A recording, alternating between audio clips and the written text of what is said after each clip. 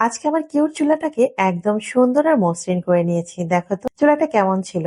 আর সেখান থেকে আমি কত সুন্দর একটা লুক দিয়েছি। কথায় আছে যত্ন করলে রত্ন মেলে। তো দেখো কত সুন্দর করে যত্ন করে আমার এই ছোট্ট চুলাটাকে আমি সুন্দর একটা লুক দিয়ে নিচ্ছি। আর আমার এই চুলাটা যেহেতু অনেক ছোট, তাই এটা কাজ করতে কিন্তু অনেক বেশি কষ্ট হয়। হাত দিয়ে ধোয়াটা তো অনেক কষ্টের। আর এত ছোট চুলার মধ্যে কিভাবে কাজ করে বলেন তো। যাই হোক, আমি অনেক সময় নিয়ে যত্ন করে চুলাটাকে একটু একটু করে সুন্দর একটা লুক দেওয়ার চেষ্টা করেছি। প্রথমে চুলাটাকে এই লুক দিয়েছি, তারপর ভাবলাম না, চুলাটাকে আরেকটু সুন্দর করি। এরপর মাটি দিয়ে একটা ফিতার মতো তৈরি করেছি, তারপর সেটাকে আমি চুলার সাথে পেঁচিয়ে নিয়েছি। জাস্ট একটা তাকের মতো দিব, এতে করে এই চুলার লুকটা আরো সুন্দর হয়ে যাবে। আর এই কাজটা করতে হলে চুলাটা কিন্তু একটু নরম থাকতেই করতে হবে, মানে পুরোপুরি শুকিয়ে গেলে যে কোনো জিনিসই কিন্তু আর ফিনিশিং দেওয়া যায় না বা সুন্দর করে বানানো যায় না। তো যাই হোক, আমি এই জিনিসটা কিন্তু শুকিয়ে যাওয়ার আগেই করেছিলাম। দেখেন কত সুন্দর করে আমি সেই ফিতাটাকে চুলার সাথে সেট করে নিয়েছি। আর এখন বোঝার কোনো উপায় নেই, মনে হচ্ছে এখান দিয়ে আমি একটা তাক দিয়ে দিয়েছি। আর আমার চুলার লুকটাও কিন্তু